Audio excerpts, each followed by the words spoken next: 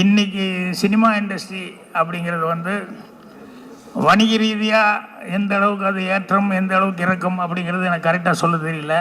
ஆனால் சினிமாவுடைய தரம், சினிமா உலகத்தினுடைய தரம் அப்படிங்கிறது வந்து சிறப்பான முறையில் தான் இருக்குது அப்படிங்கிறத நான் ஃபீல் பண்ணுறேன்.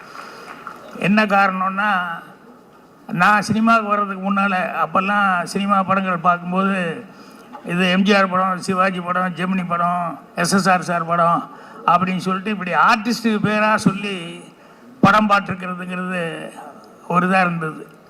அதுக்கப்புறமா தான் கொஞ்சம் அதை மாதிரி டைரக்டர்கள் பேரெல்லாம் வந்து சொல்ல ஆரம்பித்தாங்க. அது பந்துலு சார் படம், பீம்சிங் சார் படம், ஸ்ரீதர் படம், அப்புறம் கேஹெச்சி படம், ஏபிஎன் படம் அப்படின்னு சொல்லிட்டு டைரக்டர்கள் பேரெல்லாம் வந்து சொல்ல ஆரம்பித்தது. அது அதனுடைய வளர்ச்சி. ஏன்னா அவங்கெல்லாம் வந்து ஆர்டிஸ்ட் ஸ்க்ரீனில் தெரிகிறவங்களுக்கு ஈக்குவலாக அந்த அளவுக்கு பேர் எடுத்தாங்க அப்படிங்கிறது. நடுவில் வந்து அது கொஞ்சம் சின்ன ஒரு தொய்வு இருந்தது. மறுபடியும் ரஜினி படம், கமல் படம் இப்படி வந்து ஆர்டிஸ்ட்டு பேரெல்லாம் சொல்லிக்கிட்டு இருந்தது.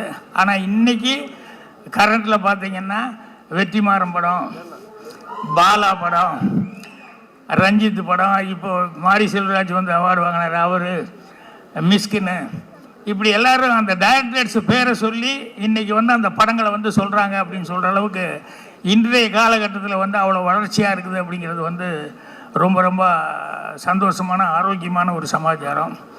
ஸோ எல்லாத்துக்கும் என்னுடைய அந்த டைரக்டர்ஸ், இண்டஸ்ட்ரியில் இந்த அளவுக்கு பேர் வாங்கி கொடுத்த டைரக்டர்ஸுக்கெல்லாம் என்னுடைய பாராட்டுக்களை தெரிவிச்சுக்கிறேன், நன்றியும் தெரிவிச்சுக்கிறேன். அதே மாதிரி ஒரே ஒரு சின்ன ரிக்வெஸ்ட் என்னென்னா, அந்த மீடியாவில் எல்லாருமே உங்களுடைய ஒத்துழைப்புலையும் உங்களுடைய உதவியில், இன்னும் சொல்லப்போனால் ஸ்ட்ராங் ஃபவுண்டேஷன் கிடைக்கிறதே எங்கள் எல்லாத்துக்குமே, சினிமாவில் இருக்கிற எல்லாத்துக்குமே எல்லா மீடியாக்கள் மூலமாக தான். அது எல்லாருமே உணர்ந்து அதை ரொம்ப அப்ரிஷியேட் பண்ணி எல்லாருமே வந்து அது ஒரு நன்றியோடு பார்த்துக்கிட்டு இருக்கிறோம். ஆனால் அதில் சில நேரங்களில் அந்த மீடியாக்குள்ளே தப்பான சில பேர் அல்லது தப்பான எண்ணம் உள்ள சில பேர் உள்ளே பூந்துக்கிறதுனால வந்து என்ன ஆகுதுன்னா, ரொம்ப தப்பாக விமர்சனங்கள் வந்து கொஞ்ச நாளாக இண்டஸ்ட்ரியில் அது வந்து பெரிய ஒரு டாக்காக போயிட்டுருக்கு. ஓப்பனாக சொல்லணும் அப்படின்னு சொன்னால், இந்த கங்குவா படத்தப்போ வந்து ரொம்ப ரொம்ப எனக்கு கஷ்டமாக இருந்தது. என்னென்னா, அந்த படம் வந்தோடனே 2 நாள் 3 நாளைக்குள்ளே ஒரு நாள் 2 நாள் வரைக்கும் கண்டினியூஸாக தப்பாக ஏதோ சொல்லிக்கிட்டே இருந்தாங்க. அந்த அளவுக்கா அப்படின்னு சொல்லிட்டு நான் உடனே அந்த படத்தை பார்க்கணும் அப்படிங்கிற அளவுக்கு இது பண்ணும்போது எனக்கு உண்மையிலேயே வந்து அதுக்கு எவ்வளோ உழைச்சிருக்காங்க, எத்தனை வருஷம் கஷ்டப்பட்டுருக்காங்க. ஏன்னா யாருமே தப்பான விஷயத்துக்கு யாருமே கஷ்டப்பட மாட்டாங்க. ஜனங்கக்கிட்ட போகும்போது ஒரு படம் வந்து சில நேரங்களில் கொஞ்சம் இப்படி அப்படி நல்லா இருக்குது, நல்லா இல்லை, சுமாராக இருக்குது அப்படின்னு சொல்லி பேர் வர்றதுங்கிறது ஓகே.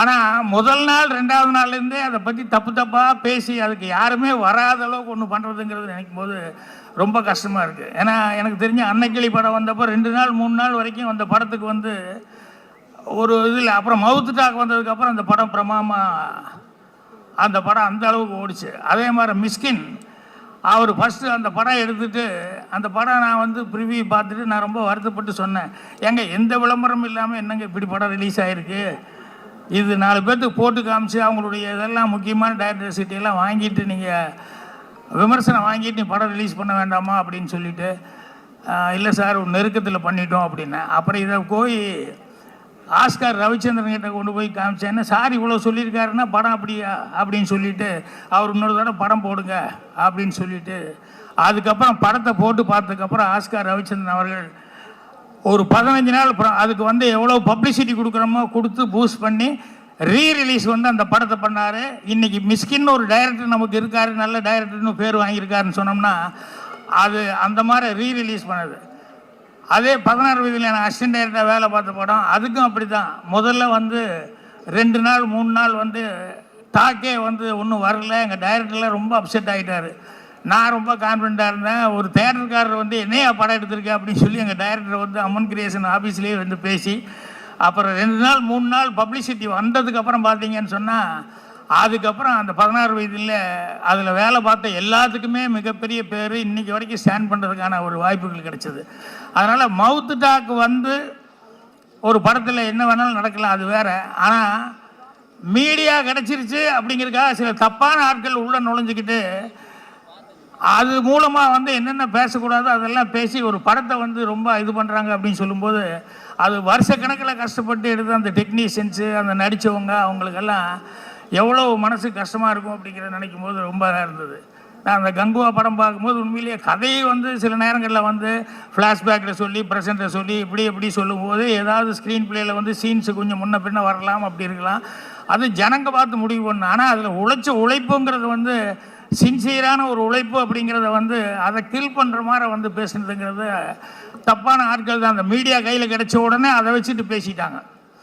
அது ரொம்ப கஷ்டமாக இருந்தது. அதனால் மீடியாக்கள் வந்து நீங்கள் கொஞ்சம் கேர்ஃபுல்லாக இருந்தீங்கன்னா இண்டஸ்ட்ரிக்கு வந்து அந்த அளவுக்கு ஒரு பாதிப்புங்கிறது வராத அளவுக்கு இருக்கும் அப்படின்னு சொல்லி அதுதான் என்னுடைய ரிக்வெஸ்ட்டாக வச்சுக்கிறேன். மற்றபடி இப்போ பாராட்டுதல் அவார்டு வாங்கினவங்க எல்லாத்துக்கும் என்னுடைய பாராட்டுக்களை வந்து தெரிவிச்சுக்கிறேன்.